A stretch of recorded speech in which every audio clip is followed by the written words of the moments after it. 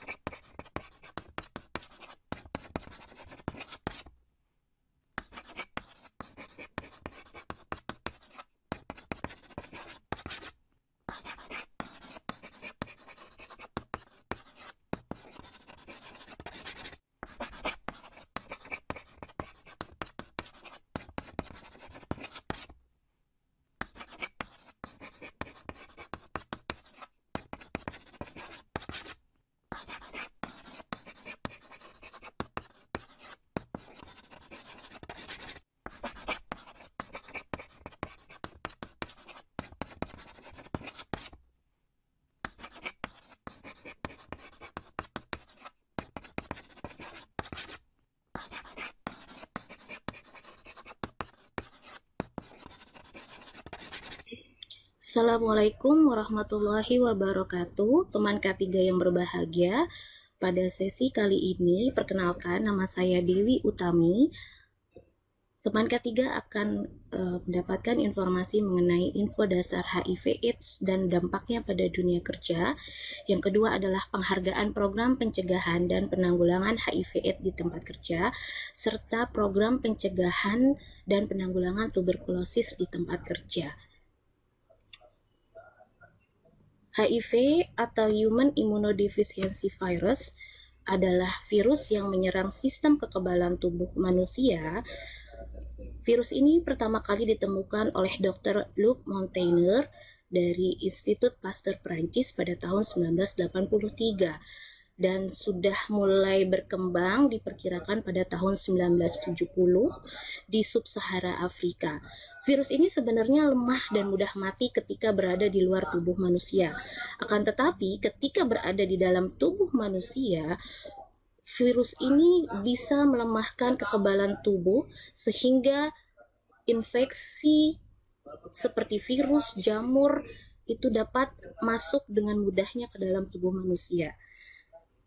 HIV juga punya suatu julukan yang disebut sebagai dengan lentivirus. Lentivirus ini adalah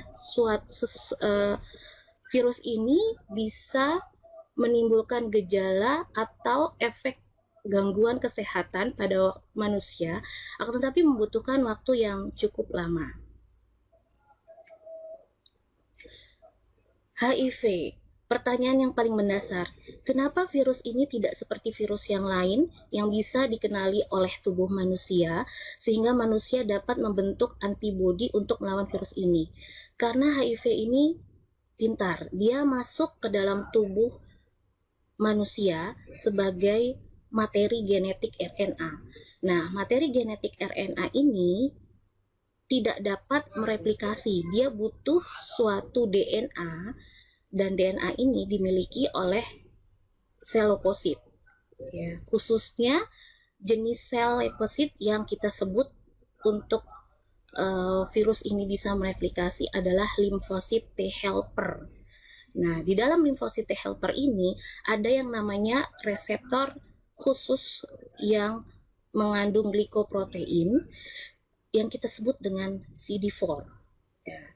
Pada pemeriksaan tes HIV, keberadaan antibodi merupakan petunjuk bahwa seseorang pernah terpapar oleh virus HIV.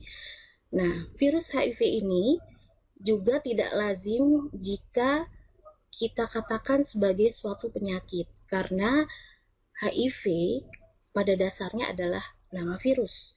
Sehingga ketika kita mendefinisikan seseorang terkena penyakit yang disebabkan oleh virus HIV, kita mengatakannya sebagai orang yang terinfeksi HIV, atau populernya nanti ada sebutan yang namanya ODHA. Nanti kita lihat ya. Nah, HIV ini masuk ke dalam tubuh manusia atau melalui HIV ini masuk ke dalam tubuh manusia melalui media darah dan cairan tubuh. Tetapi harus hati-hati, tidak semua cairan tubuh itu bisa menularkan virus HIV. Meskipun HIV ditemukan dalam sejumlah cairan tubuh tapi kuantitasnya yang berbeda. Ya, HIV hanya ditularkan melalui darah, cairan sperma, cairan vagina, air susu ibu. Ya, beda ya antara sperma dan cairan sperma. Karena orang dengan HIV/AIDS itu masih bisa memiliki keturunan karena spermanya tidak mengandung virus HIV, tapi hanya cairan spermanya. Oke, baik, lanjut. Cairan tubuh yang tidak dapat menularkan virus HIV karena kemungkinan besar cairan tubuh tersebut akan langsung kontak dengan udara terbuka seperti cairan ludah, keringat, ingus, air mata, dan seterusnya. Dan virus HIV ini juga seperti yang dikatakan oleh saya pada awal pertama tadi, virus ini sangat rapuh ketika dia berada di luar tubuh manusia, dia akan langsung mati. Apalagi dia inaktivasi dengan pH keasaman ataupun pada suhu tinggi sekitar 56 derajat Celcius itu sudah mati. Nah, berikutnya adalah AIDS. AIDS ini adalah fase lanjutan setelah seseorang terinfeksi HIV. Kita sebut sebagai acute immune deficiency syndrome atau dalam bahasa Indonesia sindroma atau kumpulan gejala penyakit yang diderita oleh seseorang yang terinfeksi HIV yang disebabkan karena CD4-nya tersebut, bukan CD4, sistem kekebalan tubuhnya itu turun akibat terinfeksi oleh virus HIV tadi. Sebagai angka yang pasti, seseorang bisa mengalami infeksi lanjutan yang disebut dengan infeksi oportunistik ketika orang tersebut memiliki angka CD4 di bawah 200 sel per milimeter kubik. Ya, jadi sangat mudah terinfeksi oportunistik. Infeksi oportunistiknya bisa berupa tuberkulosis, bisa berupa infeksi jamur, infeksi cerna, banyak lagi yang lainnya. Oke, kekebalan tubuh yang seperti saya sudah katakan tadi dapat memerangi bibit penyakit.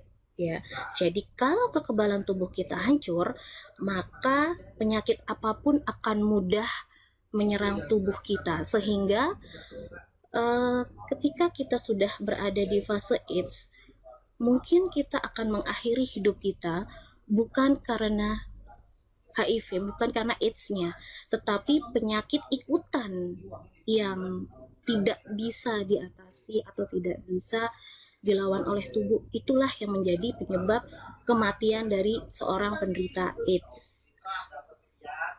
Oke, ada kata epidemi di situ.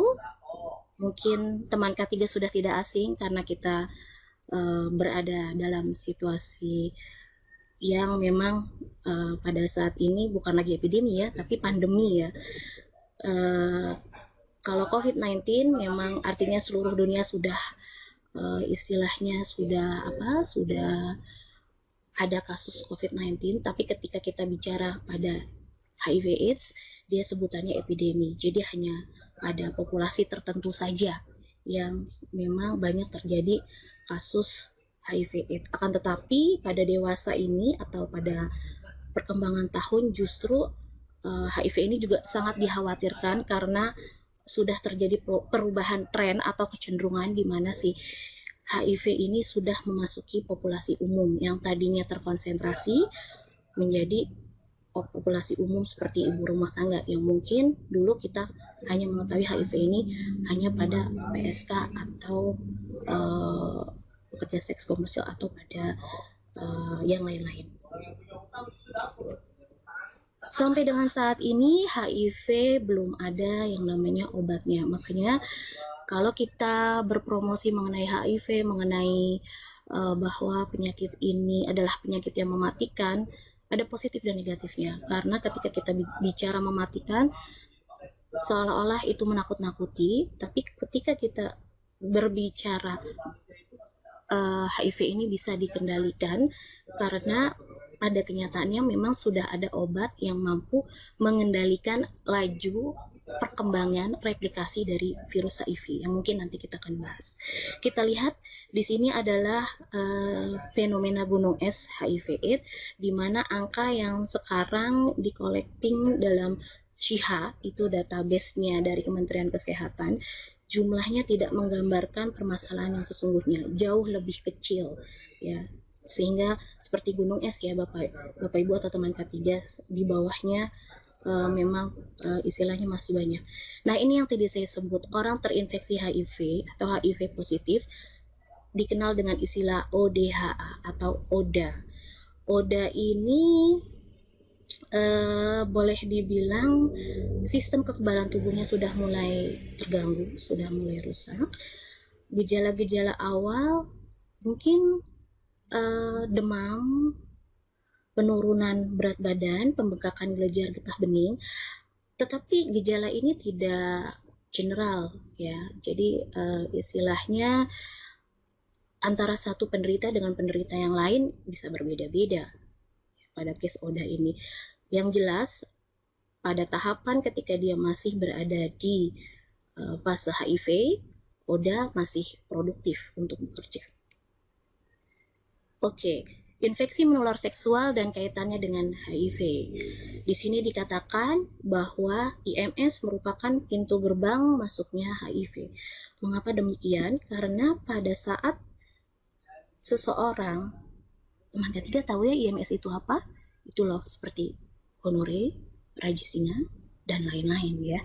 Jadi IMS ini boleh dikatakan penyakit kelamin, dimana ketika seseorang menderita penyakit ini maka akan ada yang namanya luka. Kita menyebutnya dalam istilah medis adalah lesi ya. Luka ini merupakan pintu gerbang virus HIV masuk ke dalam tubuh yang baru ya. Jadi di situ ada transfer darah tentunya.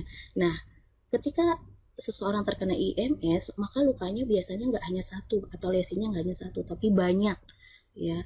Sehingga, dan apalagi kalau orang tersebut punya perilaku berisiko, punya melakukan hubungan seks yang bergantian, maka peluang untuk menularkan HIV ini sangat mudah sekali gitu ya.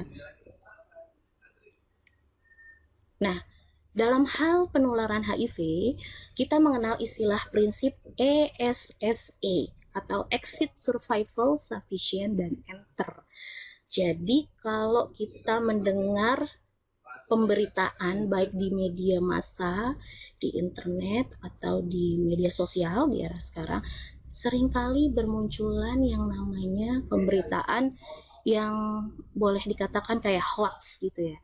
Contoh yang paling sederhana adalah ketika seorang yang terinfeksi HIV menggunakan tusuk gigi dan dalam tusuk giginya itu berdarah. Terus kita dan dia meletakkannya di situ, dan kita yang orang sehat tidak tahu bahwa tusuk gigi itu sudah digunakan, terus kita pakai gitu ya. Terus kita akan ketularan gitu. Nanti dulu ya. Media penularan betul darah ya. Tapi untuk masuk ke dalam tubuh kita supaya kita bisa tertular dari si ODA tersebut, itu harus melewati semua fase ESSA ini dulu ya. Karena bagaimanapun penularan HIV tidak semudah yang kita bayangkan. Jadi boleh dibilang penularannya terbatas ya. Lebih serem COVID-19 ya penularannya ya daripada HIV. Karena penularan HIV terbatas. Nah, yang pertama kita bahas adalah dari sisi exit atau virus keluar dari tubuh. Ini contoh paling sederhananya adalah pengguna narkoba suntik. Jadi kalau seseorang tertular dari pengguna narkoba suntik karena darah si pengguna narkoba suntik tadi masuk ke dalam